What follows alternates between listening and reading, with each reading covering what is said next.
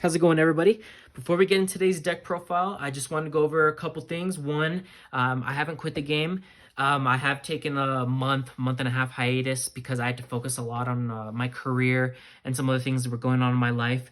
Um, Good news, a lot of stress that I had when it came to work and stuff like that has been lifted off my shoulders, and I should be starting a new job here pretty soon that I'm really happy about. And the good thing is that does let me play Yu-Gi-Oh! More in real life, and now I can upload videos on a more regular basis again. Two, I have stuck to playing this deck. This is a totally new version. In my opinion, this is the best deck to go into this format. I will talk about the future of this deck at the end of the video and kind of where I see this deck going. I haven't felt a need to change decks. I have like the punk cards and all that, but right now, for how the meta's been this last month and a half, there's been a lot of Mystic Mine. There's been a lot of different decks. So far, this deck has been able to counter everything. And until I get my Sprite cards and my tier elements, this is what I'm going to be playing. Hopefully I'll get those soon because I do want to play those decks, really bad. So let's just get into the profile. All right, so first what we have is we have 3 Scorpio, of course, 3 Biblisp, and then we have 3 Frog. So for those of you who maybe are new to my channel, or maybe don't know a lot about this deck, I play a much heavier Predaplant count than most decks. I honestly, to this day, I haven't really seen anyone who plays as high of a count as me and still makes their deck competitive. These ratios have been incredible for me. I'll kind of talk about some of my side deck patterns, because every once in a while I'll side out 1 Frog for like game 2 and 3. But I'll talk about like other changes of why I do that. But yeah, I play a much higher count because these cards are cracked, and it lets you do a lot of cool plays that your opponent either doesn't expect or they don't really know how to counteract. I'm still on 2 Sundew. Right now, for me, this is kind of like the golden ratio right here. Nothing about this deck changes as far as these cards for me. Next, what I have is I'm still on 2 Cobra. The off chance that you draw this card really hurts your combo because you cannot gain this effect if it's being special from hand, which is why I play 2. The advantage this card nets you is so huge that I think you're forced to play 2.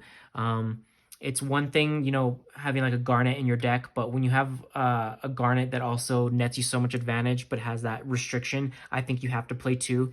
And because of cards, like Predator Practice and stuff like that, it's not really a brick in the same way like a Gem Knight Garnet would be. So yeah, these are like the main Predaplant cards. Nothing's changed about with these ratios.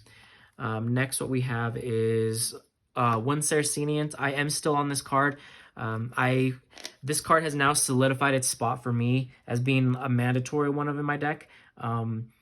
There's so much application with this card, and just putting aside that a lot of people aren't expecting a Battle Fader type card, there's a lot of times where I've taken this out games 2 and 3 and I've immediately missed it. And so now kind of my strategy is I'll usually keep it in games 2 and 3, especially if I'm going second, because people are still on D barriers and stuff like that. So usually what they'll do is they'll let you play a little bit and then they'll D barrier you.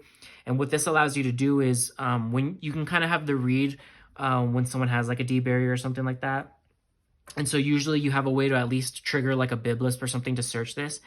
And so I'll get this, and that'll at least assure me that I live to see another turn.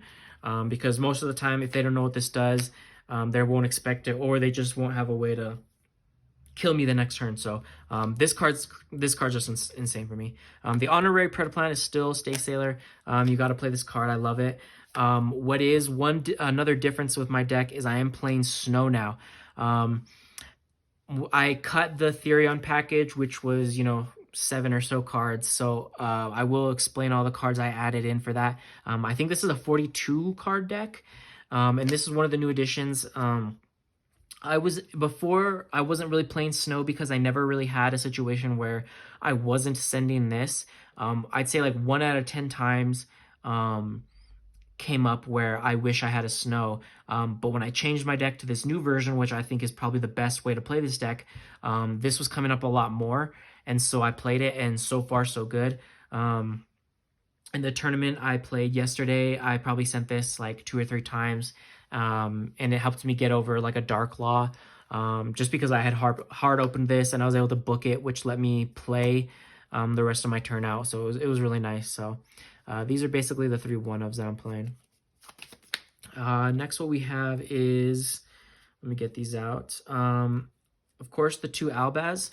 We're still playing these. You got to play 2, in my opinion. What's different, though, is I added the 2 Alubers. So if anyone has kind of kept up with this deck, they'll remember that when this deck first got popular, people were playing the Aluber opening package. At first, I wasn't really totally sold on it. And so I had played like the Therion version and stuff like that. But where this deck is now, I think that package is actually absolutely mandatory. This has done so much for my deck, and I'm really glad I play this now. It just cracked. Like another way to get banishment and stuff like that is just insane. And having the opening hand of like opening plus Biblisp and like another Predaplant or something like that is just absolutely cracked. So I'm loving this package, and I think it's mandatory, and I'm going to be sticking to it until we get a next list where these cards will most likely get hit. And then for the only hand traps I'm playing, I'm just playing the Gamma package. This hasn't changed. Gamma's still cracked. You play so many power spells in this deck that you really just want to see those resolve. The only hand trap I truly care about is Ash. Every once in a while, like a Veiler or an Imperm can hurt, but the chances are if you're resolving the power spells, you're netting so much advantage that it doesn't really matter. So I've been playing Gamma. I will talk about some changes at the end, and how I might cut this for something else. But right now, it's been incredible, and I've loved Gammas. So that's it for the monsters of the deck. So next, let's get into the spells. For 3 power spells, of course, Branded Fusion, you got to play it. And then next, 3 Branded Opening. Like I said, Branded Opening is insane. This and Biblisp is just insane to open.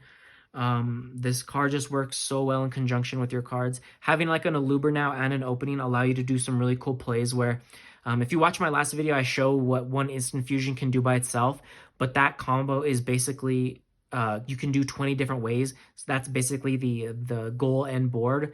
But what this does is if you open this in the combo, you also have this to have another layer of protection, and you have an Aluber Engrave, which can act as another disruption. So adding these cards just adds 2 more layers of problems for your opponent.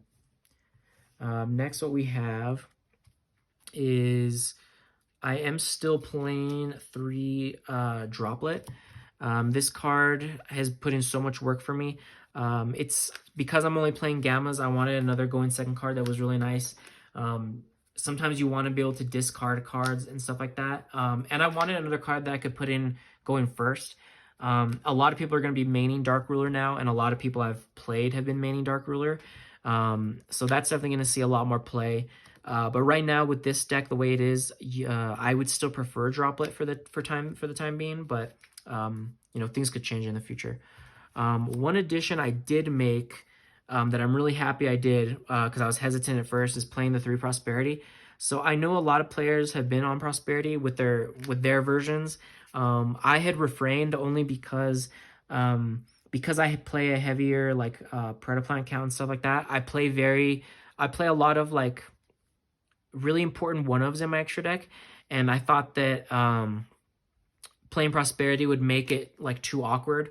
But luckily, I kind of took a version of this deck Wednesday, which was like 5 days ago, to a tournament, and I kind of tested it out and I liked it. And for the tournament that I won yesterday, this card was incredible. Like I had a match against Heroes where I had, I think, like 3 cards left in my extra deck, but because I was so meticulous with how I activated this card and what I banished, it was literally the only 3 cards I wish I had. So like it really paid off being able to kind of like read the board states, think several turns ahead, like what will I need, if I get in like these certain situations, like what will be the most advantageous to me winning and stuff like that. So right now this has become like a new mandatory card for me. Prosperity has just been crazy. I love it.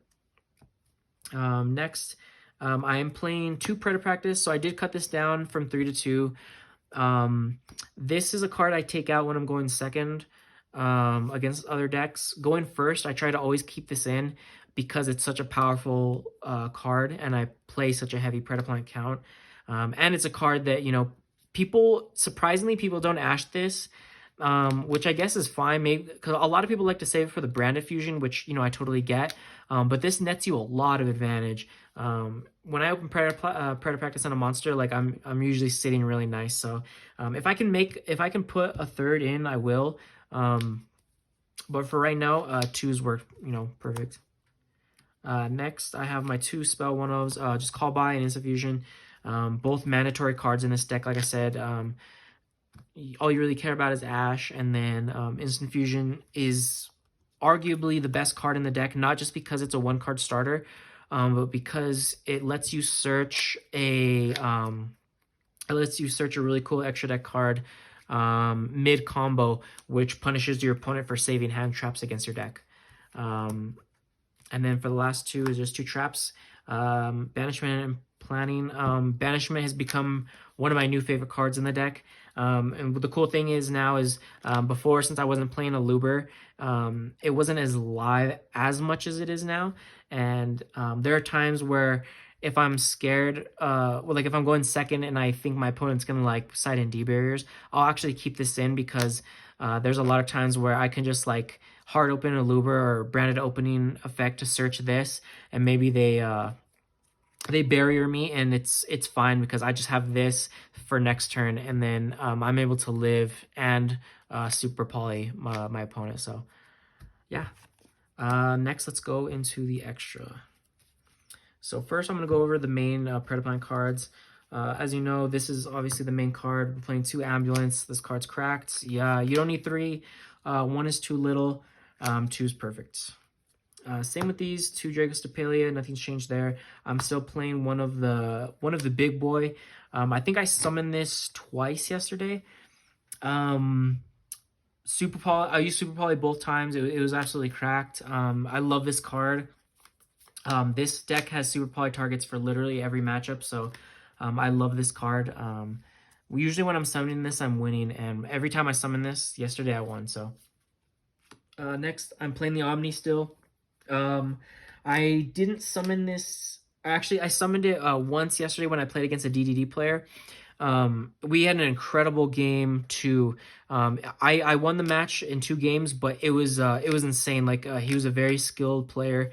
I did summon this. He full comboed me. I didn't open a single hand trap, but I was able to draw into a super poly that let me kind of get rid of his. He made the big DDD, the spell trap negate on your turn, and then I forgot what the other he mocking me. He made the synchro spell trap negate. He had trap and field spell on board. I think he had one more monster that was a disruption, so I was able to make this, luckily, and then pick apart the board from there, which was crazy. Next, what we have is, that's it for like the main Predaplant monsters. So basically for like the Despia cards, we're still playing these. In my last build, I had played a Titaniclad. I really didn't want to cut that, but there were other cards that I really wanted to try in my deck. And unfortunately, he had to be the one to go. It did come up one time where you can do you have a play where you can play through Nibiru. And it came up yesterday when I was playing against a hero player in my final round. But even though I didn't have that play accessible to me, I just made up kind of like a new one, and it just ended up working out. But these are mandatory. I would not recommend you go under this count. And next we have 4 1-ofs. First is the honorary Predaplant card, in my opinion, just because you search this card so much. Millenniumizer Strict. This is the card that punishes your opponent when they want to like wait too long, and they want to save their Ash for Brand Fusion. You have a way to search this mid combo before you activate Branded Fusion or do anything like that, and by that time it's too late for your opponent, and it punishes them for basically waiting. Because that's, like I said, that's usually what people tend to do, is wait for the Brand of Fusion when they have Ash. Next, what we have is Masquerade. Still playing this. It's even better now that I'm playing a Luber as well, so I can summon it even more now. It just cracked. Now we have Mud Dragon. This was the card I took out Titaniclad for. I haven't summoned this yet, but I wanted another Super Poly target, and which is another reason why I also played this, the new card from Power of the Elements. I did summon this yesterday in my last round. Because Super Poly is so good now, and we have a target that can hit Splight like even better now. It's just this card's cracked. Like this is what's gonna make our Splight matchups like not significantly different, but pretty decent amount different than how it is in the OCG because we do have this card. So it's gonna be fun times with this. So let me go into the side real quick. So first off, I'm gonna show off the back row removal. I wasn't really sure what I was gonna see yesterday, so I sided in 3 storms. I wanted some instead of I was thinking about this or twins, because I did also play cosmics. But the reason I went with this was because I wanted something else I could put against Sword Soul if I went second. I didn't really see any Sword Soul, so it never came up. But it was nice when I saw it. I sided it once against DDDs, which was nice, but other than that, like, it was just fine. Cosmic, of course, because I wanted something to keep it going first, and Cosmic's just insane. Next, what we have is 3 Super Poly. This card, so one difference I made was last time I was maining one of these, because this is a searchable card. You in pretty much every combo you have access to this card. Usually you're searching Branded Fusion, but if you want to switch up the plays, you can search this instead. And one thing I will say is this is going to be the next change, and the next iteration of this deck is incorporating at least 2 of these back into the main deck. This card is just so good now because of like tier elements and our additional Super Poly target, and the ability for that to hit Sprite and stuff like that. Where'd I throw it? I think I'll probably cut maybe a droplet or 2, or maybe keep in like the 3 droplets and put in the 2 Super Poly, because droplets still really insane for me. It's something I'm definitely gonna have to figure out, but this definitely in this deck needs to be in your main deck. Even if it's at 1, like as long as this card is in here, because like I said, you have so many ways to search this card. Every combo lets you search like a polymerization or a fusion spell, and this is the best one in the game right now. So this definitely will be in my main deck in some way or another. I'm just not sure about the ratios yet. And then next, what I played was I had 3 extra slots that I wasn't sure what to fill in. So I did throw in 3 nibs. At this particular locals yesterday, I was like 99% sure I wasn't going to see any like Sprite or tier elements. And so I thought I was going to see like a different, like previous, pre Power of the Elements kind of combo decks, like a Dragon Link or like a Sword Soul or something like that. So I wanted to keep these in as like a target for that. I saw Nib once, never resolved it. My opponent actually activated Exchange and took it from me, and then that was the only time I saw it. This card has become significantly worse going into the new format, so no one will probably even play this card anymore. It'll probably just be like every other format where this card becomes really bad, so no one plays it, and then some people start playing it because no one respects it, and then kind of like how everything goes in the cycle. So yeah, so definitely probably Crows will go in for that. And then for the last 3 cards, I played 3 Anti-Spell. This is usually what I'm always siding going first. Everyone's maining or siding, Dark Ruler No Mores, and stuff like that. And a lot of people are playing like Power Spell cards. So when you're going first, like this card, for me is usually like a mandatory side in. Because usually this deck can play through Dark Ruler No More really well, actually. But there are some other spells that I just want to be able to, shut off on my opponent and then just, OTK next turn. So yeah. So next, I kind of want to talk about some other cards that I'm thinking of maybe playing or siding in going into this new format. Alrighty, so some of the cards I want to talk about going into the new format are, for one is Triple Tactics Talent. This is a card that a lot more people are playing right now, and it is something that I kind of want to test out, to be honest. Whether it's in my main or my side, hand traps are kind of becoming a lot worse now. The only deck that's really playing hand traps going to the new format is like Sprite, because they have basically 18 to 21 non-engine slots that they can just plug in as whatever. So you figure they're playing three Gammas, three Ogre, three Crow, and like six others or something like that. So a lot of other decks like Tier Elements and stuff are just electing to do like Dark Ruler No Mores and Tactics. And that is something I would consider playing. I would probably have to cut the Gamma package, which I don't really want to do, but I think it's one of those things like with Prosperity for me where I kind of just have to be open to trying something new. And it'll probably be the case like with this where it ends up working out and, I have like a new main deck slot that's mandatory for me. So it's something I'm going to be testing out at a locals or two. Just kind of depends. Next, I kind of want to talk about some of the hand traps.